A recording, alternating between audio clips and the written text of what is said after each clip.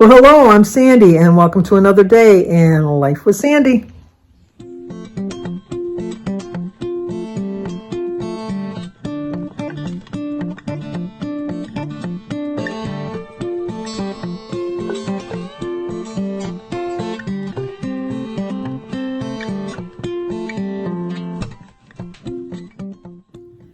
Well, hello, today is Wednesday, March 8th, and we have some birthdays today. I still have an Anna, A-N-A, Beatrice, B-E-A-T-T-R-I-Z. I have you for your birthday. I have you as 92. I hope you're still around. That's my goal. I'd love to be 100 as long as I'm healthy and I can move around on my own. But Anna, I'm pretty sure you're still here with us. But if not, I'm still going to sing to you because you'll hear me up in heaven. How's that sound? But I don't think you're in heaven. I think you're still down here with us. Happy birthday to you. Happy birthday to you. Happy birthday, dear Anna. Happy birthday to you. Cha-cha-cha. It's also Barbara Reynolds' birthday, R-U-N-N-E-L-S. So Barbara, happy birthday to you. Happy birthday to you. Happy birthday, dear Barbara. Happy birthday to you. Cha-cha-cha. It's also Sharon Leman, or is it Lehman?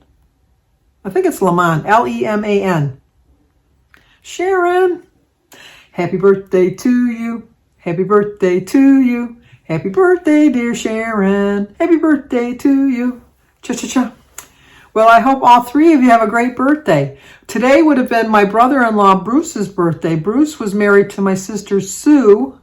I miss him so much every day. I just miss him so much because I got to get rid of this. It's just driving me crazy. Sorry. He passed away. When did he pass away? Just before Susie did, I think. I'm trying to think. Susie had a bad. My mother passed away in 2010. I think he passed away in 2010. Because my mother passed away 2008. Her best friend passed away 2009. Then I think Bruce passed away 2010, and then my brother passed away 2011, and then my sister passed away 2015.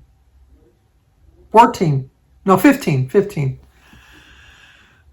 It was a rough time there for Sue and for everybody else because Bruce was so nice. Bruce would come over on holidays early before everybody even got here to bring me a bouquet of flowers.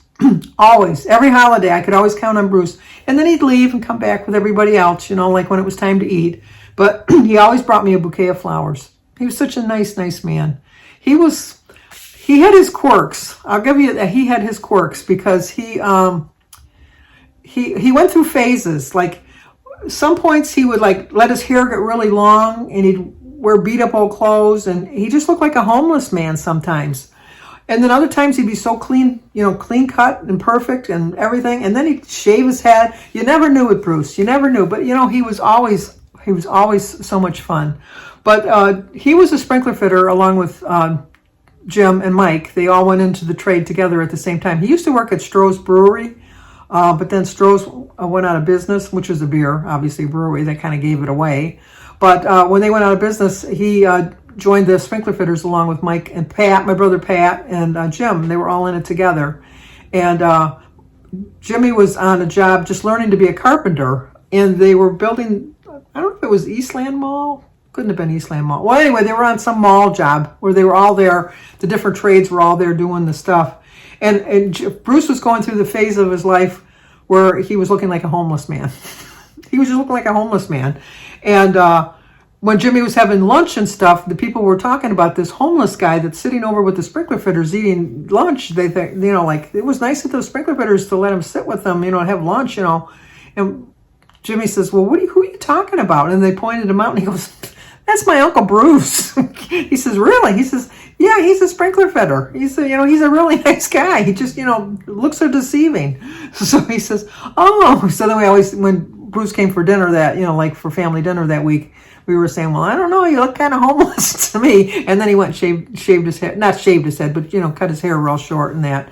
But he took such good care of my sister Sue. He really did. And I really do think that the reason my sister passed so quickly after he was gone was the fact that he he took care of her so well. And so she didn't have, I mean, she had her children watching over her, obviously, but I think your spouse takes a little bit, I don't know.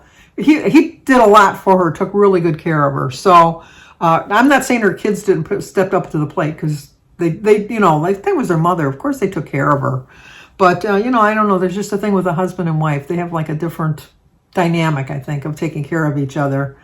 But, and so Susie passed afterwards. But, you know, I'm sure they're both happy in heaven. But when Bruce passed away, we had we didn't really think, because Bruce was not one to go out and socialize a lot. I mean, he would, you know, he was a good time at a party. He really was a good time at a party. I could tell you so many stories about Bruce. Susie and Bruce got married. They went to the Justice of the Peace and got married. But everybody kind of knew, but they didn't have anybody come. They had their witnesses. That was it. They just wanted something really just private, just the two of them. You know, like obviously they had to have their two witnesses. Just a small little get together. They didn't want any family there. They just wanted to get married. They just wanted to be together. And so they went to the Justice of the Peace and got married. And then Susie's best friend, Judy, gave them a surprise wedding shower and invited everybody. And then somehow we all kind of figured out when we got there that they had gotten married. But his dad, who's everybody just called Stan, he was the nice guy too. You know, the apple doesn't fall far from the tree, because Stan was a good guy too. But he was talking with us and that, and he says, "This is a really nice party. I wonder what they're celebrating." And we thought he was joking, because everybody knew it was. And then we said, "It's Bruce and Sue's reception." He says, "Reception for what?" And they got married today. He didn't know. He was like clueless. He didn't even know.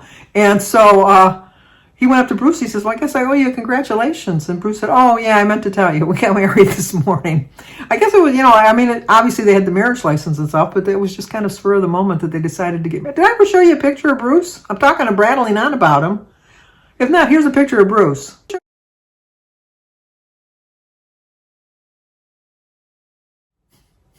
I'm rattling on. At least now you can put a face to the picture of the story I'm telling. But so anyway, he you know, he was just a good guy, and his dad was a good guy, and his mom was, you know, just everything, you know, like, you know, came from a good stock, came from a good family. But when anyway, back to when Bruce passed away, we didn't think he had that many friends. Not, I don't want to sound like he didn't have any friends, but you know what I mean. We didn't expect a huge crowd. I guess I should put it that way. We didn't expect a huge crowd. And so I said, "Well, we can just have it at my house." And Sue said, "Well, that's good." You know, so, you know, we bought the food and all that stuff. We went to the church and had the funeral, and went to the cemetery, you know, for the procession and that. And then we came back to the house for afterwards, for the wake. And there were so many people. I couldn't believe how many people there were. There was just like unbelievable amount of people. Almost to the point that I thought that there was so much weight on my floors that we were going to end up in the basement. I mean, I know that doesn't seem possible. I have a pretty good sized house. My house is like 1,750 square feet, but that's with the bedrooms too. But there were so many people, and I thought, I don't know if this floor is going to hold all this weight. There was that many people, and then we were running out of food. And so the family was getting in line, and we were going, "What do you think you're doing?" And they go, "We're going to get something to eat." "Get out of the line. You are not eating. These people eat before you eat." And so then we were sitting there watching everybody eat. Thankfully, we had enough food. We didn't have enough food for us, but we had enough food for everybody that went through the line. But when everybody left, we kept waiting. We're like, "When are they going to leave? When are they going to leave?" Because as soon as they left, we ordered pizzas because we were hungry. We were hungry. But it just shows you how much he was loved, because it was like we didn't expect such a turnout like he got. And he was, I don't know if I can say it enough times, he was just a really good guy. I really, really loved him, and I miss him. But I know that him and Susie are together in heaven. And Stan and his mother, Dawn, they're up in heaven too. So like I'm sure Bruce is having a big old party up there with his whole family. But Stan worked at the cemetery where he was a groundskeeper. And my father passed away December 30th. And this particular cemetery, I don't know if it's still at the time, but back in 1983 when my father passed, they would keep them in, it's a cruel word to say, but they would keep them in storage, you know, because the ground, you know, you couldn't get them into the ground for the ceremony. My father's family is big on, they have to see the coffin going into the ground. They have to see the coffin going into the ground. And they have to know that he's at peace in the ground. And we were trying to explain to them that this wasn't going to happen. You know, like, you know, this is just the way it is in Michigan with the winters and stuff. And it was really a hard winter that year too. that it just doesn't happen. And my father was laid out for 5 days. My father passed away on December 30th because it was a New Year's weekend. We couldn't bury him until January 3rd or the 5th. I forget which day it was. I think it was the 5th. Because the way the first fell was on a Friday, and then Monday was the holiday, or I don't know what it was. But anyway, I think it was the 5th. It doesn't matter. But anyway, when we were in the funeral home talking about it, Bruce had heard, and he called his dad and told him the dilemma that the family was facing. And Bruce's dad made all the arrangements. Now, we couldn't put him in the ground the day we buried him, but he had heating elements on the ground to heat the ground. And so we had the reception or whatever, I don't know what you call it, the final blessings and stuff in the what do you call those things? And I know the word's escaping me. Where you go in and say a little prayer, like chapel, the chapel. They have like a little chapel that we went in. So we went in the chapel and we said our final goodbyes and all that to my dad.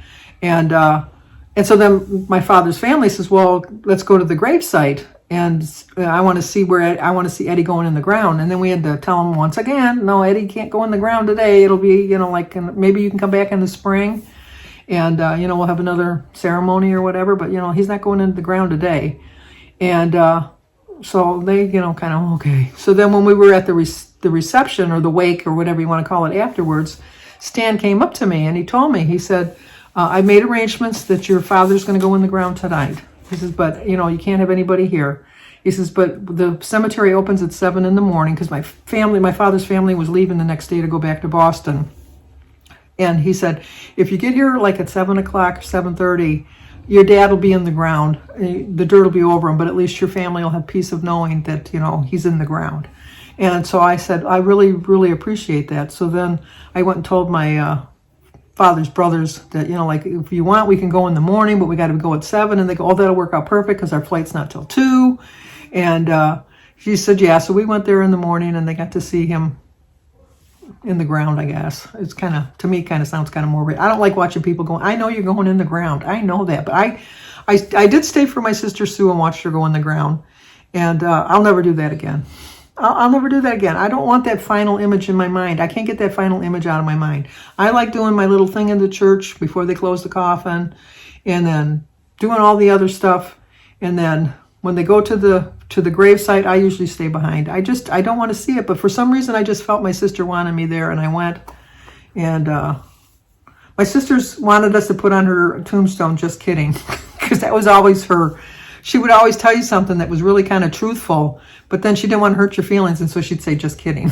So she always said that, just kidding, just kidding. So she kept saying that on her funeral, on her gravestone, she wanted to say, just kidding. And then she did get my sister Mary back, because when we went and bought we bought them because my sister was was close to dying, we thought, at the time. And so we went and we bought a whole row. So we have a family plot that, we're a whole row of people. And so Mary liked this one particular gravesite because in order to have a monument at this particular, if you're in the Michigan area or the Detroit area, it's Resurrection Cemetery, and you can only put flat markers in the ground unless you buy 2 sites. Then you can put a monument up on the top, but you're buying 2 sites, but you're only using one. You're getting parked. I was going to say planted, but that's not a good one either. You get put in the middle of the 2 graves, and then the monument's there. But so anyway, on the one side of like the list of grave sites that we picked, the had a really beautiful monument of an angel looking up to the sky. It's beautiful, beautiful monument, and it kind of like is facing like sideways a little bit, so that it could be either side, could be the grave, and it's kind of hard to describe, but either side. So Mary said, "That's my grave. That's my grave." And so when we went to the lady told us what the number was of the grave site, and so she went there. She says, "That's my grave," and so she signed all the papers, all that good stuff. We signed all of our papers, got all of our stuff done. And then my sister, Susie, died like 2 years later, or a year later, something like that. And when she got buried, there was a mix-up in the office, and they buried her in Mary's site. But Bruce had already passed before that, but he was cremated, so they put Bruce in the grave with her, so that the 2 of them are in the same grave. So I said, what a better thing for her tombstone to say now is just kidding. But she didn't put that on there. So anyway, I didn't mean this as to be sound morbid. It's not. I don't think this is morbid. This is a fact of life. Jim and I always say we have land. We're landowners because we have land. But it's, it happens to the best of us. Happens to the worst of us too. I mean, you don't have a choice. The only way out of this world is to die, and just hope that you get a better life by living a better life on this earth. And if you live a good life on this earth, then you have a better life when you go. So anyway, I'm going to go with Denise today. Denise is a quilter. If I can find any pictures of anything she's quilted, I'll put them in here. But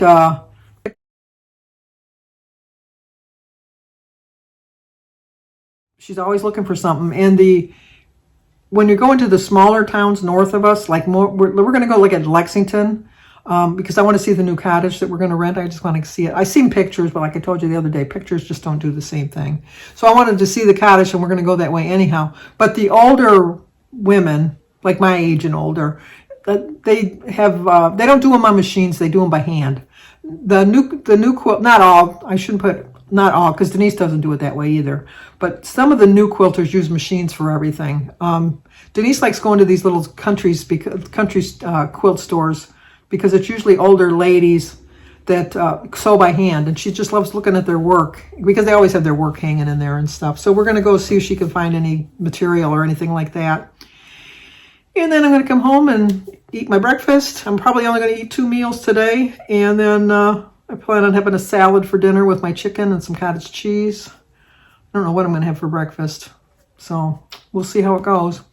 But anyway, like, comment, subscribe, and share. Once again, it'll probably be another long video. I know you guys say you don't mind, but I just feel like I'm taking too much of your time. So anyway, talk to you guys tomorrow. See you soon. Bye. You look a little better. There she is. Hello. You ready for your close-up? Yes. Mr. DeMille? Mr. DeMille. I'm ready for my close-up, Mr. DeMille. Yes. Well, It's a movie line, so she'd know it, not me. of course I would know it. Exactly. Well, we're on our way. We're going to go look at the cottage. Yep. The quilter here.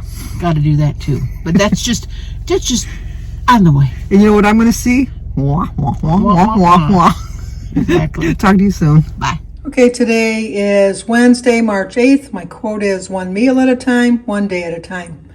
For breakfast, I'm going to have eggs, berries, banana, and tea, a bagel, some Jif peanut butter, which is a tablespoon, and a Laughing Cow cheese. This is going to be a 12-point breakfast, but I'm only having a salad with some chicken on it for dinner, so I'm going to stay well within my points. Very hungry. We just got back from our running around. It's almost 3 o'clock. So 3 o'clock for this meal, 7 o'clock for my dinner. For dinner, I'm going to have a half a cup of cottage cheese, my salad with some tomato, an iced tea, 2 tablespoons of Thousand Island dressing, and some feta cheese. And chicken. I forgot about my chicken. My chicken on here. Chicken. Put the chicken to the side. So there's my dinner. There's my iced tea. Let's go eat.